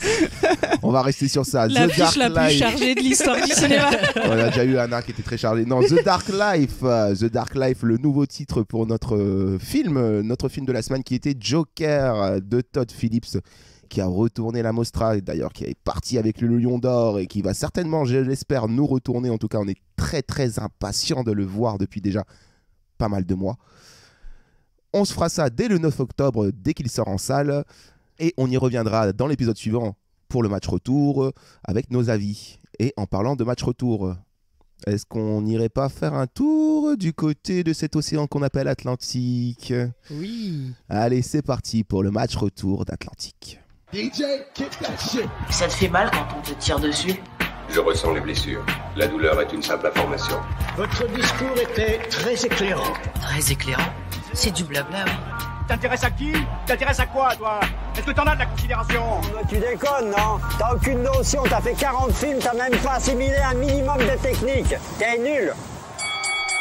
Oh Suleiman, pourquoi donc es-tu Suleiman? C'est ce qu'aurait pu dire Ada Suleiman si ça avait été une adaptation de Roméo et Juliette. Hein. On s'était un peu imaginé, vite fait, en détail, cela dans notre épisode précédent, mais ça ne l'est pas du tout. Mais on s'était imaginé aussi une autre histoire. Et pour le coup, je m'en vais la résumer. Est-ce que vous êtes prêts? Ouais. Vous verrez que l'histoire d'ailleurs qu'on a imaginée n'est pas si différente que le produit final. Là, on est très bon, qu'est-ce que tu veux. À quelques détails près. Ada et Suleiman sont deux jeunes Sénégalais qui se rencontrent à la Roméo plus Juliette sur le projet du Transperce Glouglou, un train qui traverse l'Atlantique. Ada est amoureuse de Suleiman, mais elle est vouée à un mariage forcé avec un autre homme. Et Suleiman, lui, est un ouvrier sur un chantier de construction. Mais ce dernier n'étant pas payé depuis 3 mois, il décide de prendre la mer en pirogue avec ses collègues pirogmanes en direction de l'Europe. Ada se mariera donc avec Omar dans une ambiance parapluie de Cherbourg, mariage pendant lequel un incendie se déclenchera. Ce serait Suleiman le coupable, qui en signe de contestation face à la misère sociale régnante aurait mis le feu au bâtiment. Un inspecteur sera chargé de mener l'enquête autour de ce coupable idéal, tandis qu'Ada lui affirmera que c'est impossible, il a pris la mer. Alors, si ce n'est pas lui, serait-ce alors son fantôme? Son frère. Le mystère demeure, mais une chose est sûre, le fantastique prendra une place importante dans cette histoire. Waouh. Voilà, en gros. Quel beau résumé. On n'était pas trop parti en steak autour du truc. On a été bon. On avait juste tort sur le nom du train. On a été bon, ah oui, Johanna? Tu trouves qu'on a été bon? Dans ces petites tu vois suppositions. pas venir le piège là. Tu vois pas le piège qui se referme autour de toi. Ça y est, elle a Franchement, pas je l'ai vu compris. venir depuis une semaine. Je suis la seule personne à pigmentation douteuse. Je savais qu'elle allait me demander. Eh ben oui, c'est à toi, Johanna, que je vais demander de nous résumer le film qui est la vraie réalité, en fait, est loin de notre histoire ou pas? À toi de nous le dire. Alors, dans la vraie vie, c'est l'histoire d'Ada, qui est amoureuse de Suleiman, qui n'est pas payée depuis 3 mois, comme tous ses collègues qui travaillent sur un gros chantier. Or, Ada doit épouser un certain Omar, que sa famille lui a promis, on va dire. On a l'impression qu'on lui a pas trop demandé son avis sur cette histoire de mariage. Pas l'impression, ouais. Et alors qu'un soir, comme d'habitude, Ada doit retrouver Suleiman dans une boîte de nuit où elle a l'habitude d'aller avec les collègues de Suleiman et leurs copines respectives. Elle arrive en boîte et Suleiman n'est pas là parce que tous les hommes sont partis en mer. Et où sont-ils allés? Ils sont partis en Europe. Ils veulent rejoindre l'Espagne. Ils veulent rejoindre l'Espagne.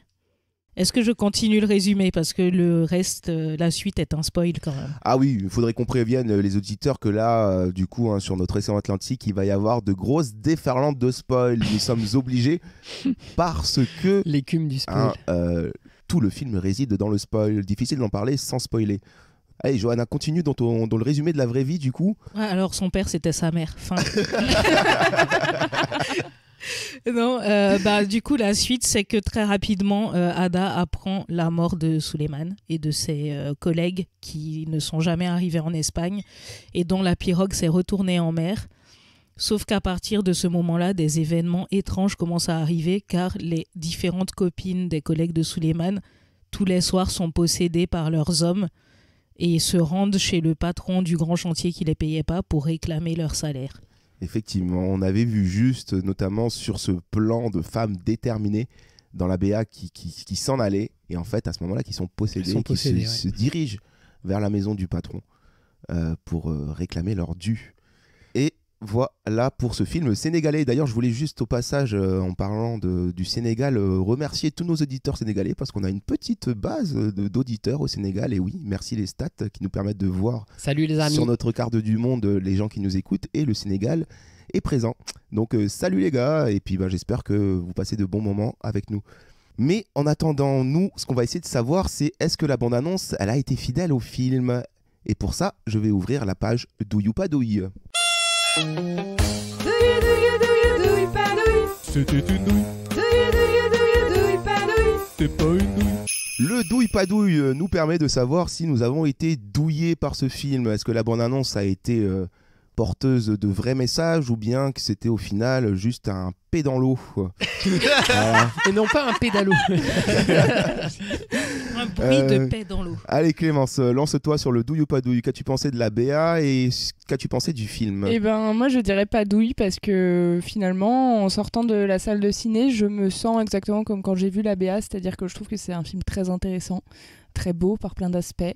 Après sur la BA j'étais un peu circonspecte, enfin pas complètement convaincue, et il se trouve qu'en sortant du film je suis aussi pas complètement convaincue. C'est des petits détails, hein, ça reste un bon film, mais voilà, je suis exactement dans le même état, donc je trouve que pas douille du tout.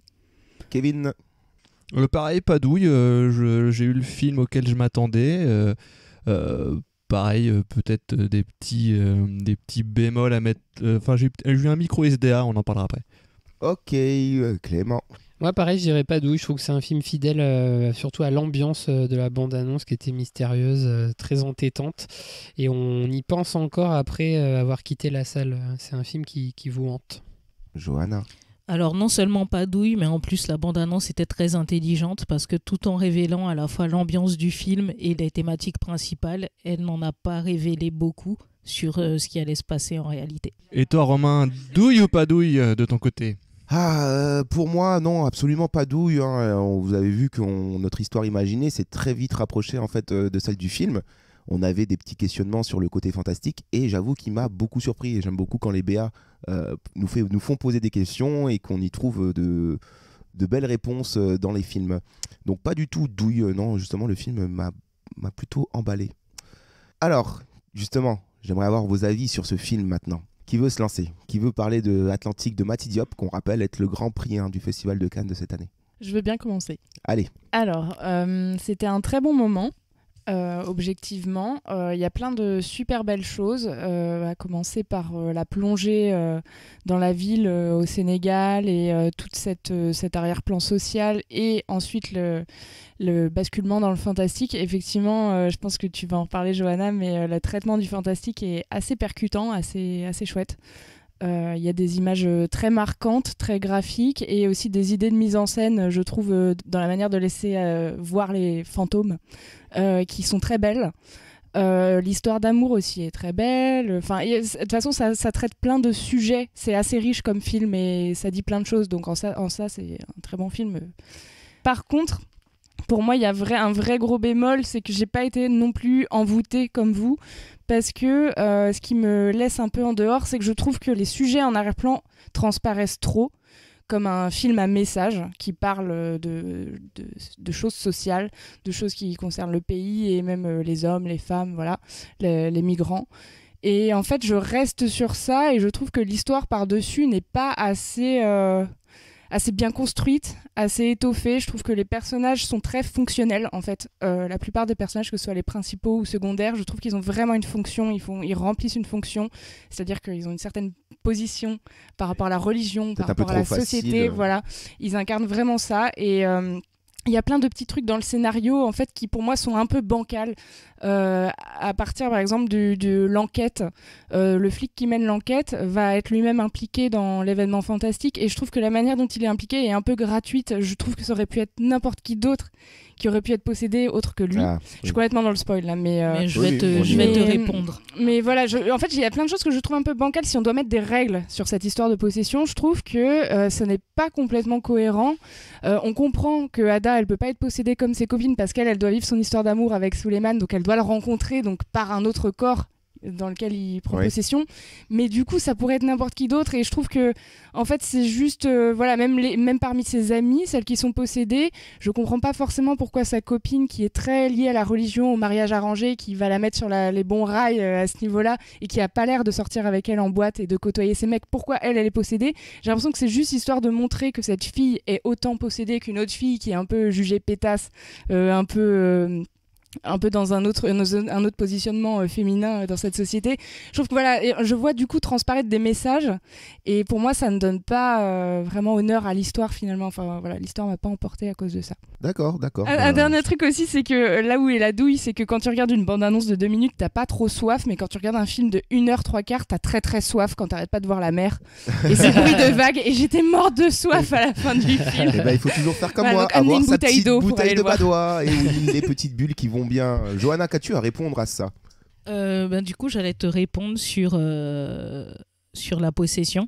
En fait, moi, j'ai eu le sentiment que les filles qui sont possédées par les hommes qui les ont aimées. Après, c'est peut-être pas montré pour celle qui est très religion, mais j'ai l'impression que chacune est possédée par son mec, au fait. C'est l'impression que j'ai eue. C'est ça. Pour revenir sur le fantastique, au fait, c'est très quotidien. C'est que dans une vision d'un spectateur français, je pense, on n'a pas forcément conscience de ça. Mais quand tu vas au Sénégal ou dans plein d'autres pays africains, et c'est très marquant au Sénégal en particulier, c'est qu'il y a la vie réelle qui est très rationnelle, il y a la religion et il y a le marabout. Et ça, c'est un peu évoqué à côté. Donc tout ce qui est fantastique, tout ce qui a trait aux revenants ou aux événements fantastiques font partie du quotidien. Et c'est des choses auxquelles les gens croient, tout le monde a des anecdotes dessus. Et je pense que dans le film, elle le présente comme un fait, pas comme quelque chose qu'elle a besoin de justifier. C'est que comme un djinn. C'est ça. C'est comme que une possession, le djinn étant un esprit qui te possède. Mais le djinn est relié à l'islam. C'est ça, c'est que les personnages qui appellent ça le djinn sont reliés à l'islam, et du coup c'est plus un discours sur la religion où l'imam en profite pour dire au fait ta fille est possédée par un djinn parce qu'elle s'habille mal. Surtout que c'est un Levi's. La blague était en train de monter aussi dans mon cerveau. Non mais juste pour te répondre sur un point, c'est ça que j'ai oublié de dire tout à l'heure, c'est qu'en fait je trouve que la manière, le choix de faire que le flic est possédé, j'ai l'impression que ça sert juste un twist de scénario. Ça sert juste le moment où il va se rendre compte que c'est lui sur la vidéo, et que là d'un seul coup, wow, il faut qu'il s'attache et tout, qu'il s'engage. Et je trouve que ça c'est pas du tout sur le même plan que ce que tu es en train de dire, le lien entre les filles et les garçons, etc. Tu vois, c'est pour ça. Parce que c'est symbolique à mon avis. C'est trop premier degré ta lecture, je pense. C'est-à-dire que c'est pour dire que toute la société sénégalaise est hantée par les fantômes de ces gens qui partent. Et c'est vrai que c'est beaucoup les copines des mecs qui sont partis, mais celle qui a le voile par exemple, on sait pas du tout si son mec était sur le chantier, si c'est un fantôme et tout. Et je pense que c'est pour dire que tout le monde est touché par ces gens qui partent et qui ne reviennent pas, et ça hante la société. Enfin, moi je l'ai senti comme ça. Et je pense qu'aussi la fonction, vu qu'on parlait de personnages fonctionnels, le fait que ce soit le policier, que Ada soit pas possédée, elle, et que le policier soit possédé, c'est parce qu'il faut un médium masculin pour que à la fin elle s'accomplisse au fait. Et au fait, parmi tous les personnages masculins, ça pouvait pas être un autre personnage que lui. Et d'autre part, il représente aussi les forces de l'ordre quand même, et il se retrouve possédé. Et tu te dis, mais comment ce mec va justifier cette enquête en disant je suis possédé par un mec qui est décédé. Et justement, c'est peut-être une manière aussi de la part de Suleiman d'investir son corps pour aider Ada, qui est en plus soupçonné d'être complice et qui se fait pas lâcher par l'inspecteur quand il est conscient, on va dire ça comme ça. Et c'est en plus par ailleurs un des personnages masculins qui a le plus de contact avec elle, parce qu'il passe son temps à l'interroger, parce qu'il est persuadé qu'elle est impliquée dans les incendies. Donc c'est un peu logique aussi que ça passe par lui. Oui. Clément. Écoute, moi j'ai trouvé que c'était un super premier long métrage. Moi j'étais bouche bée franchement à la fin du film. J'ai trouvé ça très sensible, très soigné, avec des parties pris de mise en scène, ce que tu disais Clémence, très fort. Moi j'aimerais citer les acteurs parce que surtout là deux principales auxquelles je pense, Mam Sané donc qui joue Ada et Nicole Sougou qui joue Dior, que j'ai trouvé les deux très bien. En gros c'est sa meilleure pote qui est très attachée au matériel et tout ça, et qui s'appelle Christophe Dior, sûrement parce qu'elle aime les fringues et tout, c'est sûrement un surnom qu'elle a. Et justement, c'est elle qui lui dit, et c'est ce qui est étonnant dans le film, et c'est là où j'étais pas trop d'accord sur les personnages fonctionnels. C'est censé être la personne qui aime le matérialisme et qui devrait lui dire tu restes avec ce mec qui est très riche et qui veut t'épouser. Et en fait, non, elle lui dit mais écoute, si ce mariage il te fait chier, pourquoi tu te barres pas quoi, et viens, on va devenir barman, enfin tu vois, genre la vie de merde. Et c'est elle qui l'y encourage, et c'est étonnant quand même de la part de ce personnage. Et je voudrais aussi dire, alors là on va avoir un débat avec Kevin, un gros big up à Fatima El Kadiri qui a composé la BO du film et que j'ai trouvé absolument entêtante, et ça faisait partie des thèmes qu'il y avait dans la bande-annonce, les thèmes musicaux, et il y a notamment un thème qui vient à chaque fois que les femmes sont possédées. C'est comme si la musique les possédait, et j'ai trouvé ça assez beau comme idée de mise en scène. D'ailleurs, je me demande si elle se lance pas au moment où on voit les femmes marcher dans la berge. Oui, c'est ça. Ouais. Si, ouais. Il me semble aussi, ouais. Et ouais, très contemplatif, ça prend son temps. C'est un film, je trouve, qui donne envie d'aimer le cinéma, quoi. Waouh.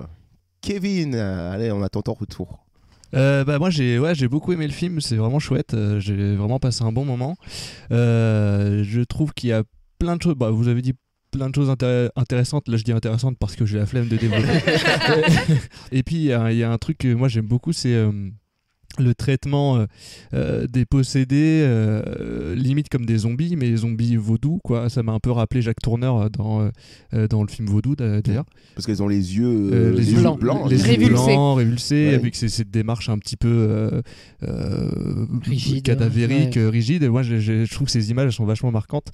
Après, moi j'ai eu un micro SDA quand même qui est pas très grave, ça enlève rien à la qualité du film. C'est comme la plupart des films issus de Cannes que j'ai vu cette année m'ont vraiment foutu une claque.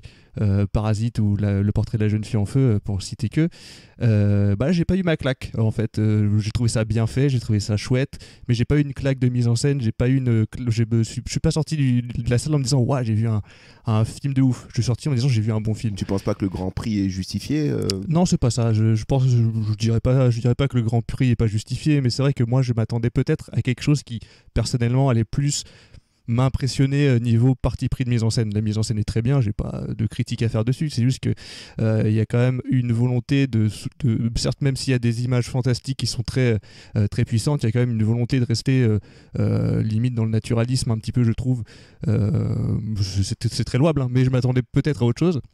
Mon petit SDA. Après le débat sur la musique que tu dis, je sais pas s'il y a vraiment de débat. C'est un goût, ouais. Je sais pas s'il y a vraiment de débat, c'est juste que la musique m'a pas plus que ça, mais bon après c'est pas de la mais dis-le qu'elle t'a même saoulé. Elle m'a saoulé, c'est bon, c'est bon, on l'a tu compris. m'as dit ça. Dis-le putain. C'est vrai que musicalement je dis c'est bon, on a compris, mais après c'est des goûts personnels, hein, parce qu'il veut expliquer qu'il y a des thèmes qui reviennent, il y a genre 2 ou 3 thèmes dans le film et ils reviennent. Mais en fait ça fait sens parce que Kevin n'aime pas trop rester longtemps au bord de la mer, voir les vagues venir et tout, ça le saoule un peu, ça l'ennuie, donc c'est pareil. C'est chiant. Non mais voilà, mais sinon la musique, j'ai pas de critique spéciale, c'est vraiment perso. C'est une musique très ambiante. En revanche, je voudrais faire un petit big up à la chef opératrice. Tout à fait. Qui, c'est pas dans les scènes de ville où ça m'a le plus impressionné, mais c'est sur les plans de l'océan que je trouve magnifique, où c'est pas des dégradés, mais c'est limite des monochromes, mais je sais pas, mais c'est les matières qui changent. Ça c'est super bien. Le soleil aussi beaucoup. Ouais, ça c'est la boîte de nuit aussi, je trouve la photo est super. Ouais, c'est la construction de l'image sur ces plans-là est vraiment bluffante, et ça bravo pour ça. Et puis voilà, c'est mon avis, il faut aller le voir, quoi. Ah, plutôt bien reçu. Ouais, allez-y, franchement, allez-y. Attends, j'ai pas donné mon avis au final, j'ai répondu. C'est vrai que t'as pas donné ton avis, tu as répondu à Clémence, mais tu as pas donné ton avis et on l'attend. Donc, allez, dépêche-toi. Bon. La bande-annonce m'avait laissé penser que ça allait être un film qui allait être un peu la synthèse du métissage de Mati Diop. Je sais pas si on peut dire ça comme ça, c'est maladroit de le dire. Le mélange des cultures. Et pour moi, c'est une réussite à ce niveau-là, parce que pour moi, elle fait rentrer le spectateur inaverti à l'univers au quotidien. Je pense que justement le côté naturel, fantastique fait partie de ce quotidien. Elle mélange parfaitement ça avec une poésie que j'ai retrouvée tout au long du film. Des plans qui sont très beaux. Moi, le film personnellement m'a envoûtée. À la fin du film, je suis restée assise dans la salle, j'avais pas envie de partir même quand les lumières se sont rallumées. Et j'aime beaucoup les films où, par le biais de quelque chose de classique, donc une histoire d'amour, on introduit un sujet qui est plus grand. Donc j'avais aimé ça dans Mademoiselle, dans l'épisode San Junipero de Black Mirror. Et là, j'ai retrouvé un peu de ça là. C'est une façon de parler, au final, d'une émancipation de femmes, mais en passant par une histoire d'amour, par des thèmes sociaux, par du fantastique, pour au final terminer par une personne qui s'affirme et qui prend un départ, au fait. Parce qu'il est là aussi, il y a aussi le voyage d'Ada à travers tout ce film, qui, comme tu le dis, va s'affirmer parce qu'elle est tourmentée entre les traditions, la pression de la famille et aussi ses propres émotions et sentiments. Et moi, c'est ça que j'ai, pour donner mon avis aussi, que j'ai apprécié dans le film, c'est la force évocatrice en fait de beaucoup de choses, notamment des éléments, parce qu'on a aussi cette mer qui est omniprésente dans le film. On entend la rumeur de la mer qui est là dans la ville, on entend les vagues, on entend le reflux. On a des plans sur la mer qui sont très complémentaires au tourment des émotions de chacun des personnages, à cette histoire d'amour aussi interdite en fait entre guillemets, car c'est pas ce qui lui est promis en fait à cette jeune fille qui doit épouser justement un riche sénégalais. Et en fait tout ça donne un vrai sens au film parce que justement on a cette force là qui est la mer, parce que c'est quelque chose qui est très puissant et en plus qui va venir prendre la vie de son amour. Et donc on a ce lien là, on a toujours ce lien avec cette mer là qui est omniprésent et qui en fait on se rend compte que le film, le titre, l'affiche, tout prend un sens parce que Atlantique c'est un océan qui peut tuer mais qui peut aussi faire voyager. Et c'est pour ça que j'ai trouvé le film ultra complet dans ce sens-là, parce que tout prend sens et ça m'a fait extrêmement plaisir de voir ce film. Je voudrais faire une mention spéciale aux 10-15 premières minutes, parce que là, pour le coup, je crois que si je garde un souvenir fort du film, c'est ce début avec Souleymane. Oui. J'étais presque frustrée de ne plus le voir par la suite, parce que cet acteur est magnifique. Et que ce début, où on le voit partir du chantier sur un camion, et qu'on voit des plans alternés avec la mer, et on sait qu'il regarde la mer, et on sait qu'il ne fait que de regarder la mer, c'est même avant qu'Ada lui dise « tu ne fais que regarder la mer ». On est vraiment dans sa tête, ça prend le temps de nous faire voir à quel point il est attiré, à quel point il est tiraillé, à quel point parce qu'en plus, il veut la liberté et il veut pouvoir il veut l'annoncer à un moment à Ada, et c'est cette scène là elle intervient juste avant leur rencontre. Il veut l'annoncer, en fait il lui dira pas qu'il va partir. Mais même avant de voir ça, du coup ça donne tout un éclairage à effectivement la scène où on les voit ensemble ensuite, et où on sait qu'il va partir, parce qu'en fait on a eu ce déroulement où on sait qu'il a envie de partir. Ouais, on a vu la BA. Et je trouve ça incroyable, parce qu'on voit aussi ses potes autour qui s'amusent et tout, et on voit à quel point il est seul de son côté, même s'il va partir avec eux, et j'ai trouvé que le personnage là pour le coup était incarné à ce moment-là. Qu'il invite dans le chant justement à retrouver le courage et à dire parce que ça part de ça aussi, il y a ce conflit social qui fait qu'ils sont pas payés depuis des mois et des mois, et qui les oblige à prendre la mer et au final trouver la mort. Et tu parlais des éléments, Romain, il y a le feu aussi qui est très important et qui est aussi important dans le vaudou, puisqu'on apprend que en fait les incendies qu'on avait vus dans la bande-annonce, qu'il y en a plusieurs, sont d'origine surnaturelle.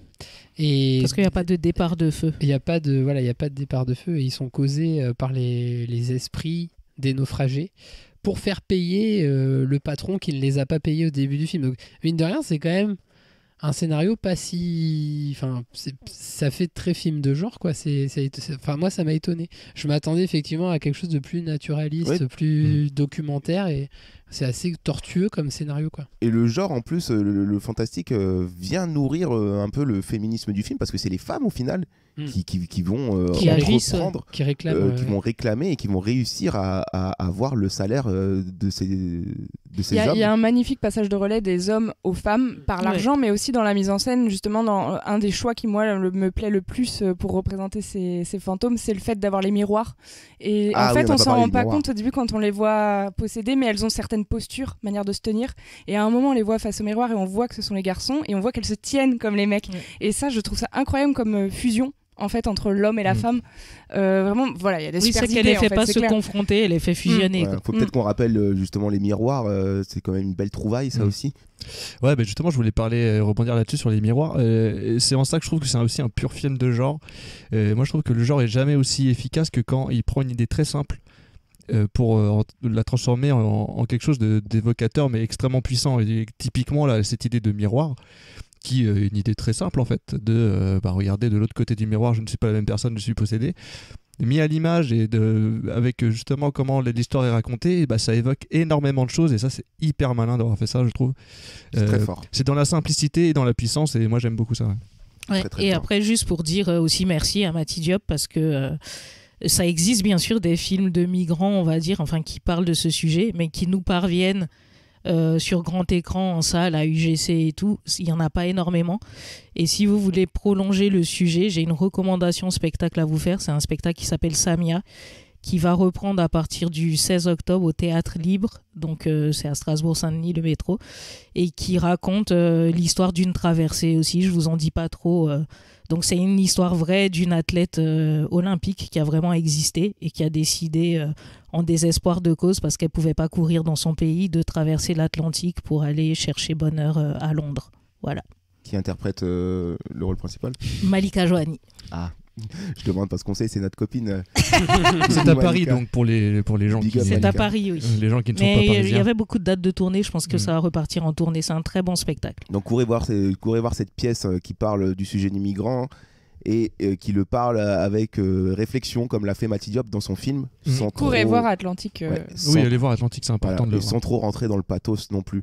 La note BDR, bon, on va la survoler parce que on est tous du même avis. Hein, c'est un film qui nous a plutôt emballé. Moi, je suis assez fière de la mienne. Quelques petits détails. Vas-y, Johanna, note BDR. MDMA BDR.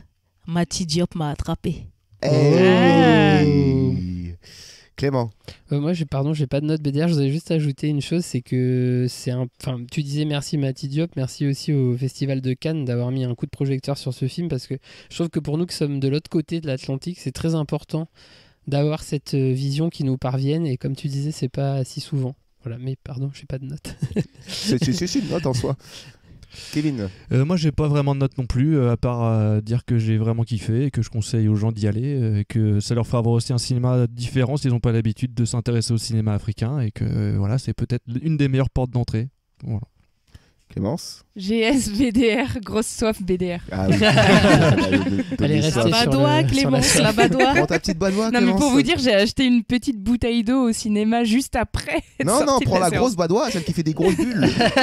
C'est pas de petite séance, pas de petite bouteille d'eau. Il faut y aller avec les bons outils. Heureusement, dans Joker, il n'y a pas la mer. T'as une note BDR, Romain? Non, c'est vrai que j'ai pas préparé de note BDR, non, juste comme vous tous, je conseille à tous d'aller voir ce film et de s'ouvrir à d'autres cultures et d'ouvrir un œil sur le cinéma africain qui est prometteur quand on voit ce que peut donner Mati Diop notamment, mais aussi d'autres réals, et là le Grand Prix pour moi est totalement justifié. Et juste pour rebondir aussi, je pense que Inarritu a été bercé par ce film et que ça l'a convaincu, parce que ça fait effectivement écho à son film Beautiful, qui traite il y a des ressemblances, dans les procédés de la plus ou moins la même chose. Voilà. Et Alice Guy approuverait. Et Alice Guy approuve. Alice, si tu nous écoutes. Un film digne d'Alice Guy. N'est-ce pas? Sur ces belles paroles, avec en pensée Alice Guy, je pense qu'il est temps de se dire au revoir. On n'est pas bien? Si. Paisible? À la fraîche? Décontracté du gland? Et on bandera quand on aura envie de bander?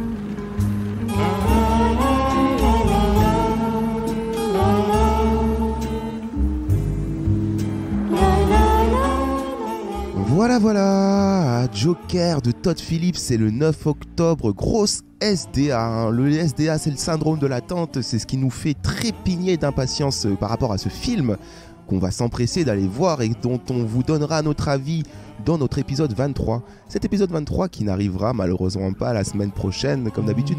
On va se faire une petite pause pour le coup. Parce que moi j'ai besoin de souffler un peu. Non, c'est pas vraiment ça, mais bon, j'ai d'autres projets sur le feu qui vont m'empêcher de m'occuper de cet épisode là dans les temps, mais on reviendra tout de suite dès la semaine suivante. Oui. Et puis restez à l'écoute, des surprises peuvent jaillir de nulle part.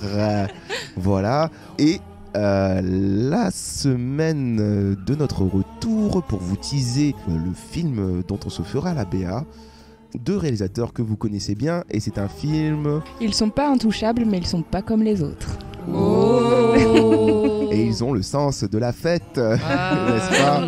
Et ils dansent souvent la samba. Oh, merde. Et ça a fait nos jours heureux, tout ça. Voilà. Et oui, c'est bon, on a fait toute la filmo. Je crois bien, ouais, je crois bien. Merci. Le prochain film du duo Nakash Toledano hors norme avec Vincent Cassel et Reda Kateb qui va arriver sur nos écrans le 23 octobre et dont on se fera la BA pour notre prochain épisode. Restez à l'écoute sur nos plateformes d'écoute, hein, vous les connaissez, Spotify, Deezer, Apple Podcast, sur laquelle vous allez mettre 5 étoiles là tout de suite, vous m'écoutez bien? 5 tout étoiles. De suite vous cliquez. Tu les mets maintenant, mets-les. Allez. Et évidemment, si vous voulez, vous pouvez venir nous rejoindre sur Twitter et Facebook, hein, vous tapez FETABA, vous nous trouverez. Et je vous souhaite de très bonnes choses sur les prochains jours à venir, mes petits loulous en sucre du bonheur, du sucre des épices et plein de bonnes choses. Et nous, on va voir le Joker. Et nous, on va voir Joker. Yes, I. Et allez-y aussi. Parce que... Clément, tu enlèveras ton costume hein, pour aller voir. Parce que je crois qu'ils vont pas nous laisser rentrer. Là, tu vas nous taper l'affiche. Clément, il a sorti un pistolet, ça fait bang. J'ai peur de lui. C'est un pistolet à eau, mais en fait, c'est de l'acide. Allez, on se quitte en gros rire sadique et puis on vous dit à très vite les loulous. Salut à tous.